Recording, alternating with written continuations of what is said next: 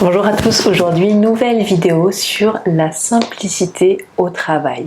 Comment vous simplifiez le travail, comment vous simplifiez votre relation au travail pour être plus efficace, plus détendu, plus serein et avoir globalement un mode de vie qui vous correspond plus. On va voir ce sujet à travers 5 points et on va commencer par l'organisation de votre espace de travail. Ça paraît assez évident quand on le dit, mais travailler dans un endroit qui est désencombré, qui est assez clair, lumineux et rangé, ça aide à rester concentré. Et globalement, ça peut s'adapter dans tous vos métiers.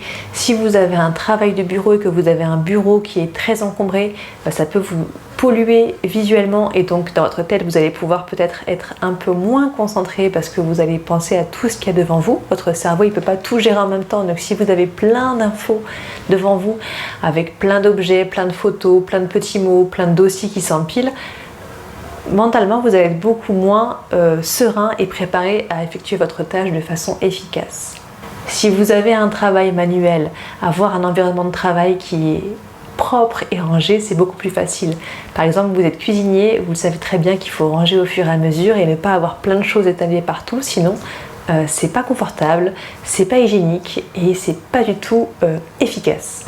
Mais on peut également simplifier les outils de travail. Ça peut être des applications qu'on utilise, des logiciels. J'en ai parlé à la précédente vidéo, mais ne pas avoir des outils qui sont trop compliqués pour nous. Avoir un outil qui a plein d'options qu'on n'utilise pas, souvent c'est une perte de temps parce que l'outil est plus complexe, donc il est moins simple à utiliser et vous allez payer pour des options qui ne sont pas forcément utiles ou intéressantes pour vous. Avoir un outil, que ce soit un outil numérique ou un outil physique qui soit simple, qui corresponde à votre besoin sans trop de superflu, ça vous permet de vous simplifier votre tâche. Par exemple, vous devez faire des photos.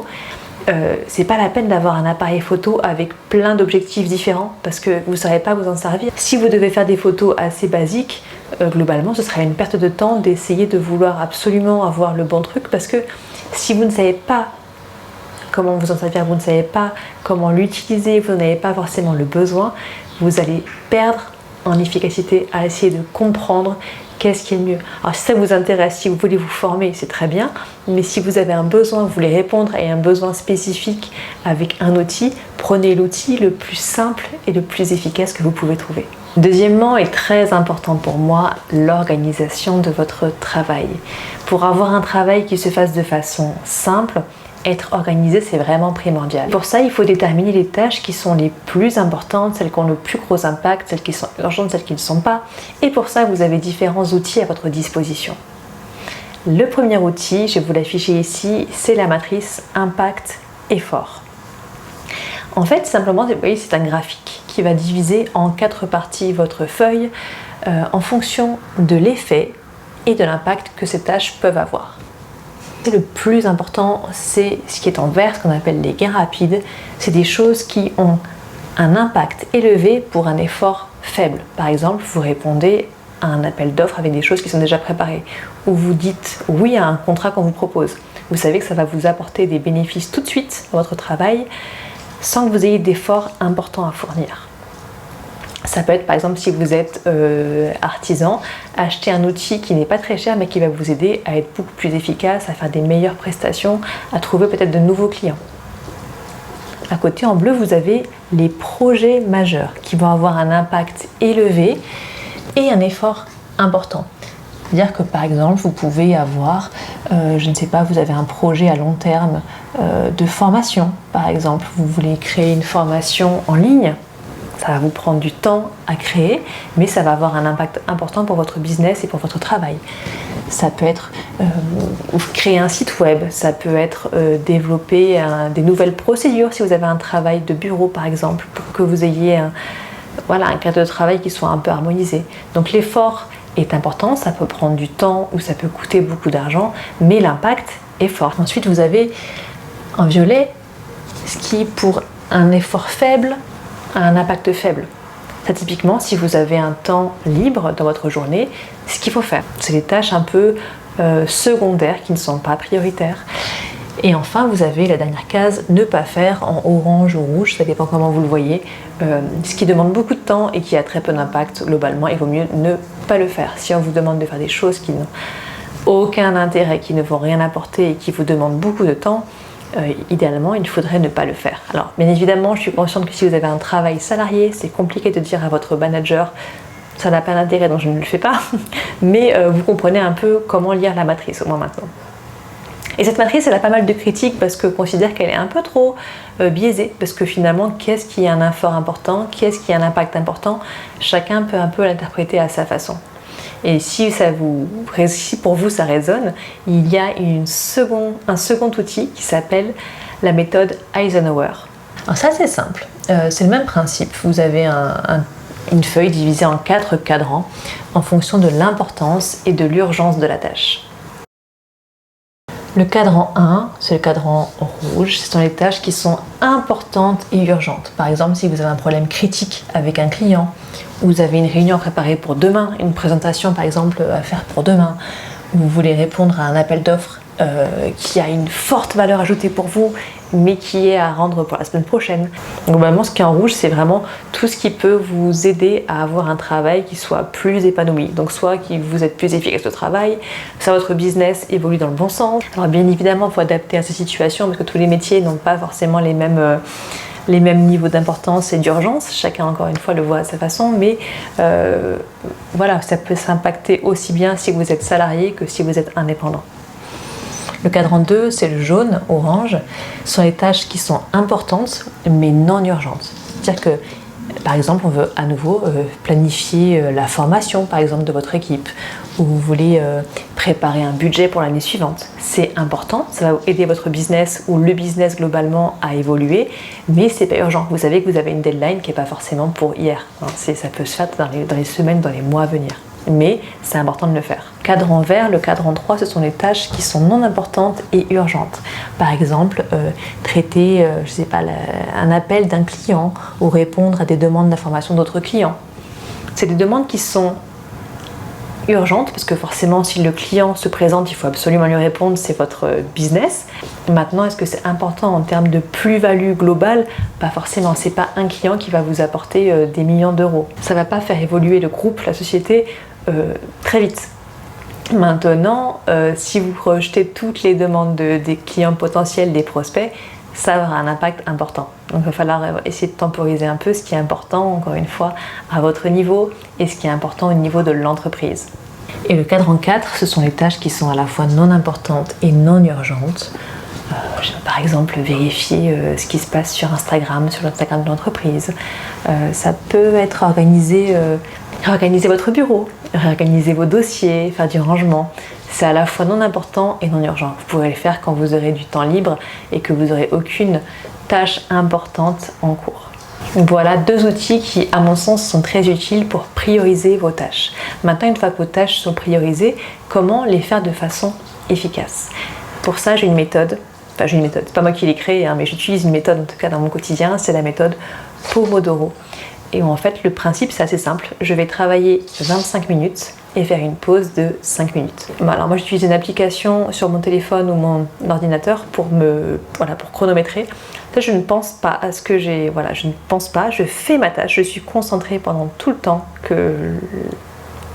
donné de travail pendant ces 25 minutes. Et quand ça va sonner, pour me dire que c'est la fin des 25 minutes, je vais me lever, aller prendre un verre d'eau, me faire un café, aller faire pipi, j'en sais rien, parler avec un collègue. Mais je vais prendre 5 minutes de déconnexion de ma tâche. Et après, je reviens et je refais 25 minutes de focus complet.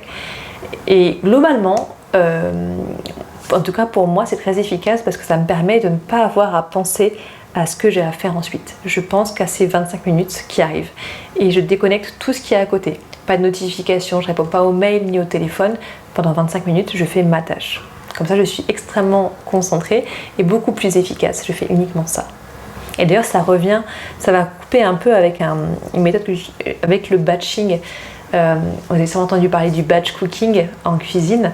Et bien là, c'est pareil. Pour une tâche, on peut aussi batcher, c'est-à-dire faire en lot les tâches qui sont similaires. Par exemple, je me bloque un créneau pour faire, par exemple, uniquement des devis à mes clients. Je vais faire un créneau où je vais uniquement répondre à mes emails, où je vais uniquement faire de la peinture. Enfin, Encore une fois, ça dépend de votre activité, mais vous gardez un créneau pour faire toutes les tâches similaires. Ça vous évite de perdre du temps à passer d'une tâche à une autre, à devoir vous remettre dedans, à changer vos outils peut-être, à changer vos logiciels. Vous gagnez vraiment en efficacité. Et c'est bête, mais les petites choses comme ça, des petites minutes comme ça grappillées à gauche à droite, cumulées, ça peut vous faire gagner quand même pas mal de temps à la fin de la journée. Donc globalement, ce que je vous recommanderais, en tout cas ce qui est pour moi extrêmement efficace, c'est d'éviter de vouloir tout faire en même temps. Souvent on valorise le multitâche, le côté je peux tout faire, il n'y a pas de souci, je peux en même temps gérer mes mails et faire ça et faire ça. Personnellement, je suis beaucoup moins efficace. Je préfère être concentrée, je vais tout faire, pas de souci, tout sera fait. Par contre, ce sera fait par tâche délimitée et pendant ces 25 minutes à chaque fois de focus intense. Et globalement, je trouve que ça m'a beaucoup aidé. Ma caméra m'a lâché, donc je vais finir la vidéo depuis directement mon ordinateur en espérant que le son sera bon. Troisième point, la communication. Parce que maintenant vous devez savoir que la communication c'est un peu la clé de tout. Et si vous voulez avoir des relations simples et un travail qui se fasse de façon relativement simple, il va falloir que vos messages soient portés, que votre communication soit claire et concise.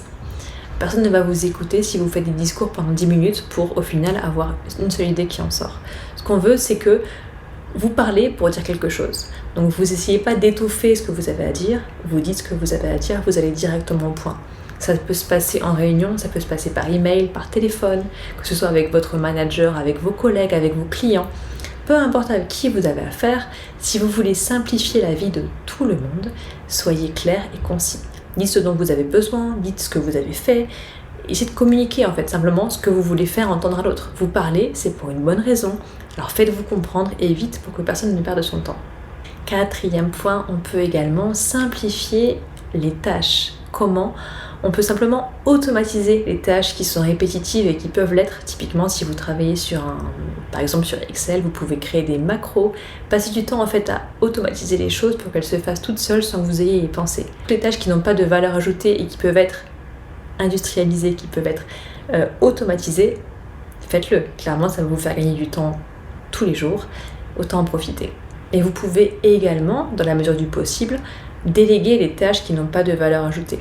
Alors bien évidemment, ça ne s'appliquera pas forcément à tous les métiers, à toutes les missions, mais si vous pouvez déléguer les tâches qui n'ont pas de valeur ajoutée, que vous pouvez peut-être déléguer à des personnes qui sont moins qualifiées ou moins compétentes que vous, n'hésitez pas, vous allez vous libérer du temps pour les choses qui sont vraiment importantes et vous allez être plus efficace sur ces choses qui sont vraiment importantes, qui vont avoir un impact sur votre entreprise. Et cinquième et dernier point, trouvez un équilibre entre votre vie pro et votre vie perso.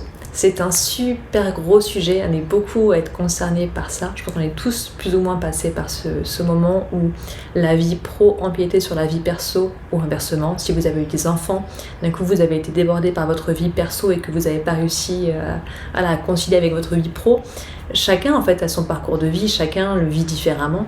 Mais c'est très difficile de trouver un équilibre entre son travail, où on passe quand même beaucoup de temps, parfois beaucoup trop de temps, et sa vie perso, où parfois on ne se rend pas forcément compte qu'on gâche sa vie perso, qu'on la sacrifie au détriment de sa vie pro. Parce que simplement on travaille, donc ça paraît normal. Mais le jour où on apprend en fait à déjà au travail gérer son stress, parce qu'on a forcément des périodes de stress dans son travail. Même si on adore son travail, il y a forcément des périodes qui sont un peu plus tendues que d'autres. Et là, il est important d'apprendre à respirer, à s'apaiser. Trouvez ce qui vous apaise. Ça peut être écouter de la musique, ça peut être prendre de profondes respirations avec le ventre et lâcher les épaules, fermer les yeux si ça vous aide. Trouvez vraiment ce qui va vous aider à chaque fois que vous avez un petit pic de stress à venir relâcher la pression. Parce que personne n'a besoin de travailler dans le stress constamment. Mais il est important de trouver les outils qui vont vous aider à gérer ce stress et à le dépasser. Sinon, vous allez ramener ce stress chez vous, vous allez transmettre le stress à votre conjoint, à votre partenaire, à vos enfants, aux personnes que vous allez voir après le travail, et votre équilibre vie pro, vie perso va forcément être impacté. Donc bien évidemment, l'idéal pour avoir cet équilibre, c'est de pouvoir avoir des horaires flexibles, mais bien évidemment, c'est pas donné à tout le monde. Mais si vous pouvez pas avoir des horaires qui soient assez flexibles ou télétravailler, dans tous les cas, s'il vous plaît, prenez le temps de vous déconnecter vraiment du travail. Le week-end, le soir, quand vous rentrez chez vous, essayez de prendre au moins quelques heures de déconnexion. Je sais que c'est très compliqué en étant entrepreneur de pouvoir lâcher complètement, déconnecter de son entreprise pendant quelques heures, voire une journée entière, mais honnêtement, c'est nécessaire, c'est indispensable à votre équilibre. J'en ai fait les frais pendant 2 ans, je ne me suis jamais vraiment déconnectée et mon corps m'a dit « Ouais, tu es très fatigué, tout à coup, ça bloque. » Donc vraiment, le simple fait de prendre ne serait-ce qu'une demi-journée au moins par semaine, voire une journée entière, votre corps et votre esprit en ont besoin. Donc même si le corps n'est pas forcément fatigué physiquement par votre travail, votre esprit, il est toujours en train de travailler, en train de réfléchir à ce que vous auriez dû faire, ce que vous avez fait, ce que vous avez à faire. Et c'est épuisant. Donc laissez votre esprit se reposer au même titre que votre corps. Et je vais arrêter la vidéo ici. J'espère que ça vous aura aidé à trouver des clés pour simplifier votre travail et surtout votre rapport au travail, parce que finalement, le travail, c'est pas qui vous êtes, c'est juste une chose que vous faites. Donc essayez vraiment de lâcher prise là-dessus. On peut faire les choses simples, c'est pas forcément facile, je le répète à chaque fois, ce qui est simple n'est pas forcément facile, mais ça vaut le coup d'essayer. Et comme d'habitude, si vous avez des petites astuces à me partager en commentaire, n'hésitez pas. En tout cas, merci beaucoup de m'avoir écouté encore une fois pendant si longtemps. Je vous souhaite de passer une très belle journée et à bientôt.